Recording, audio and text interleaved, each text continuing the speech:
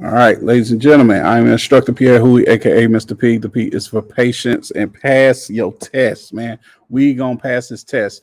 All right, so we got one more week, and my students, my first official class of all Even Barber School will have their hours completed.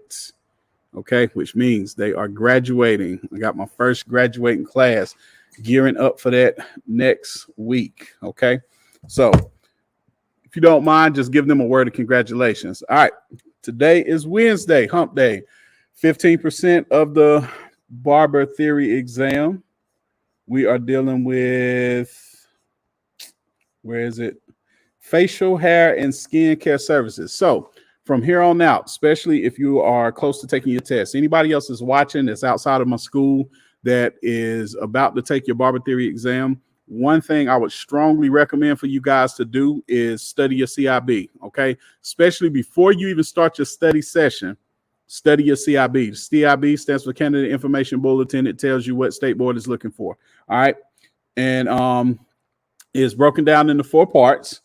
Facial hair and skin care services is 15%. Hair care services 40%, implements and equipment 10%, and scientific concepts is 35%. Okay, so what I tend to do Monday, Tuesday, Wednesday, Thursday, I break them down into their 4 elements. Monday, I tend to do scientific concepts. Why do I do that on Monday? I usually give a strong focus to that on Monday simply because it is the most failed part of the barber theory exam. Excuse me. It is the most failed part of the barber theory exam. So I try to give Mondays a very strong focus on it. Okay. Tuesday, we do hair care services, which is 40%. Wednesday, we do facial hair and skin care services, which is 15%.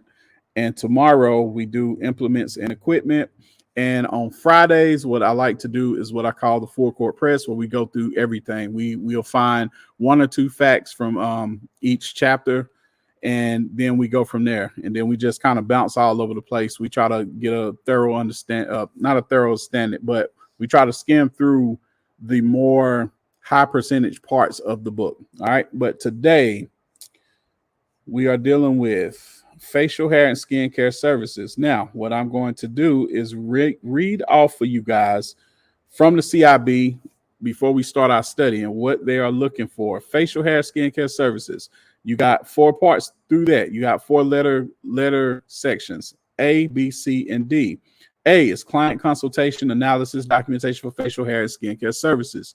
B, apply knowledge of draping for facial hair and skin care services. C, apply knowledge of principles, procedures, and safety for facial hair and skin care services. And D, apply knowledge of purpose and types of electrotherapy and light therapy. All right. Out of that, A, client consultation, analysis, documentation for facial hair and skin care services. You evaluating the client's skin, as in type, condition. 2, you identify contraindications, which are disorders or diseases that would have you stop service. 3, determine services and or products. And 4, document and maintain client records, that being the consultation card, service history, medical history. Let's see. And C gets a little detailed as well. So you got complete shave service with required strokes, as in giving a shaving service. 2, facial hair design. 3, facial, as in cleansing, steam towel, massage. And 4, electrotherapy and light therapy. All right. So electrotherapy, we have electrotherapy and light therapy. Parts of it is in C, parts of it is in D. All right. Let's see if we can't find something about electrotherapy and light therapy. Is it on this one? No, it's, wait a minute. Let's see. Oh, there we go.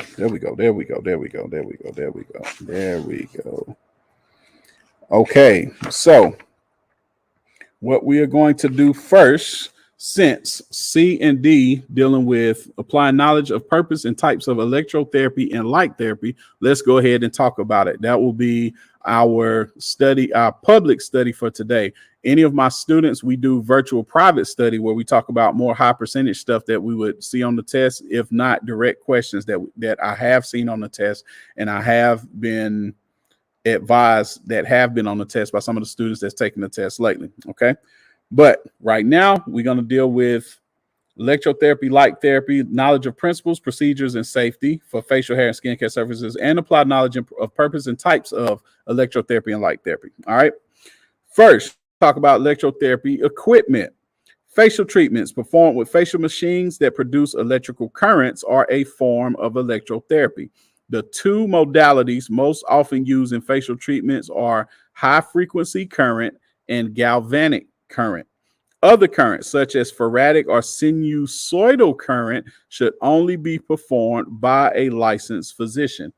And let me make sure I come back to this page, because one of the high percentage questions deals with sinusoidal current. All right, but it's typically used for electrotherapy.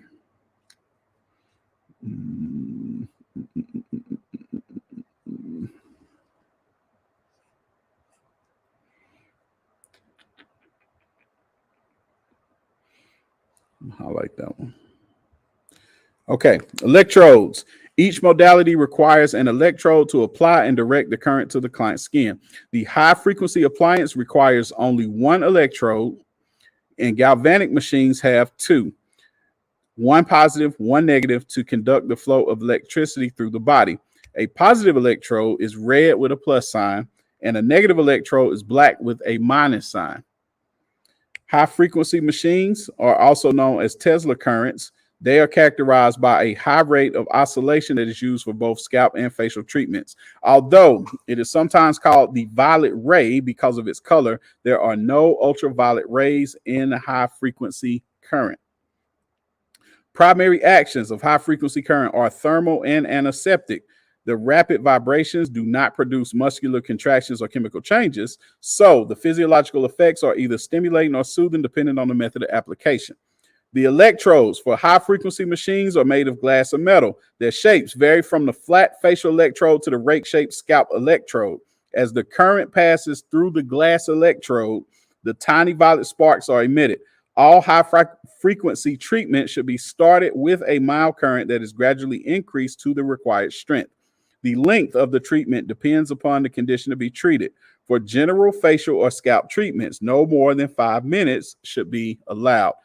I might make that one a test question. That was a good one. The high frequency machine is a versatile tool that can benefit the client's skin in the following ways. What does it do? Stimulates blood circulation, helps to oxygenate the skin, increases glandular activity, aids in elimination and absorption, increases cell metabolism, promotes antiseptic and germicidal action, and generates a warm feeling that has a relaxing effect on the skin. All right. Next, we're going to talk about guidelines, cleaning and disinfecting high-frequency electrodes. Number 1, wipe the glass electrode with soap and water solution. Don't immerse the electrode directly in water for obvious reasons. It's an electrode, right? Think about that for a second. Brownie, what's happening? What's going on, young man? Number 2, place only the end of the electrode into a disinfectant solution for 20 minutes. 3, rinse with cool water, but do not let the metal parts get wet. And 4, dry with a clean towel and store in a clean covered container. All right. Next, we're going to talk about high frequency application methods. All right. Always follow the manufacturer's directions for the proper use of high frequency current. The two primary methods are direct surface application and indirect application. Direct surface application is the method most conducted for use in the barbershop. What's up, Jay?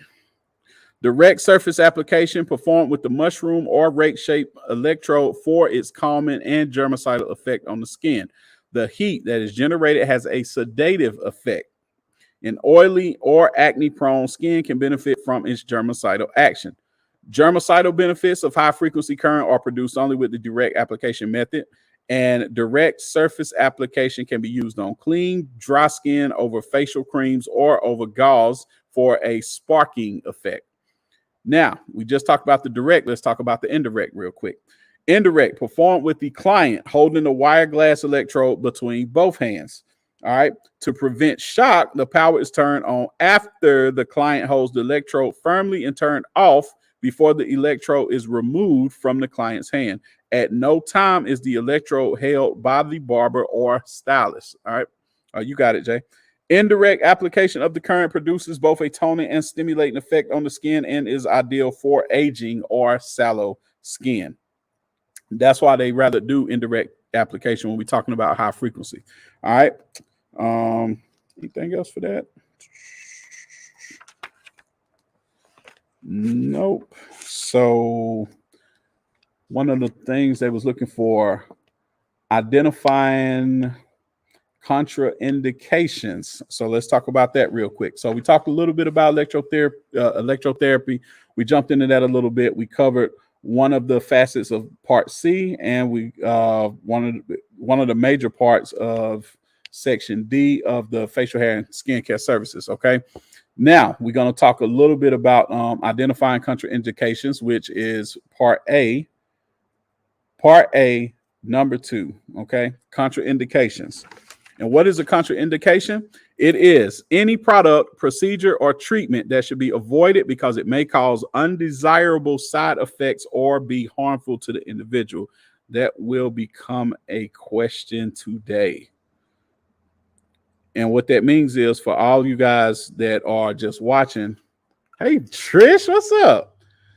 So for the people that's watching, when I say that's going to be a test question, I have various quizzes depending on the section, but I do my quizzes based on the 4 parts for the CIB, right? So facial hair and skincare services will have, hey, what's up? Facial hair and skincare services will have its own section, meaning it'll have its own quiz as well. All right. And what I'm referring to by all of the sections and quizzes is my past barber theory class. So if anybody that you know or that you're around, if you hear about anybody about to take their test, they need help with it, because this theory is a different world for a lot of people. A lot of times they're not used to studying for it. They're not used to being familiar with the concepts. I'm your guy. Okay. We go over this stuff all the time. I got plenty of information. It don't matter if you're a student and you need to go through everything, if you just refreshing, or if you just need a quick study course before you go take it. Okay. I got everything within this class that'll suit your needs. Okay. And I always direct people to use it in different ways. With that being said, that will probably be a test question. So I'm going to read it again. A contraindication is any product, procedure, or treatment that should be avoided because it may cause undesirable side effects or be harmful to the individual. Okay. Electrotherapy, which we was just talking about, should never be performed on clients with any of the following conditions. Here we go. Seizures, epilepsy, heart conditions, nerve disorders, fever or any infection, asthma, pregnancy, high blood pressure, open or broken skin, including pustular acne, sinus blockages or conditions, pacemakers, or metal implants. If in doubt, request that clients get approval from their physician before receiving an electrotherapy treatment. Okay. Yeah. We broke the 10-minute mark a little bit, but we did not break the 15-minute mark. You know, I try to make these things quicker and more accessible versus being on here all day long. But for my students, for my virtual private study students, we will go through this, of course, in a little bit different type of detail. We're going to deal more with high percentage stuff. And what I mean by high percentage is anything that's 75% or more higher that's going to be on your test. We try to dive into those concepts. Okay. We go over the CIB, but then we go through that and we still identify, all right, you're more likely than not to see this on the test. All right. That's for the paid course. So I do the virtual private study where I do that with my students. That will be for the virtual private study, but public study, we go through all of it. We go through the whole book. We go through things that are low percentage. We go through things that are high percentage. We go through things that you're more likely to encounter in a real life barber situation. We go through things that you may not encounter in a real life barber situation. I don't know a whole bunch of barbers that deal with electrotherapy. I actually know a few, but they're not based here. They're not around here, but it pays to go through all of this stuff online. Okay. So that being said, I'm gonna jump off of here. I'm your instructor, Pierre Hui, aka Mr. P. The P is for patience. The P is for perseverance. The P is for practical. The P is for pass your Barber theory test. Okay, I'm gonna jump off of here. I appreciate y'all joining me. I will see y'all soon. Peace. Let's start there. I'm gonna get off of here, and then we're gonna get off of here, y'all. And any question, comments, or concerns, feel free to leave them in the comments.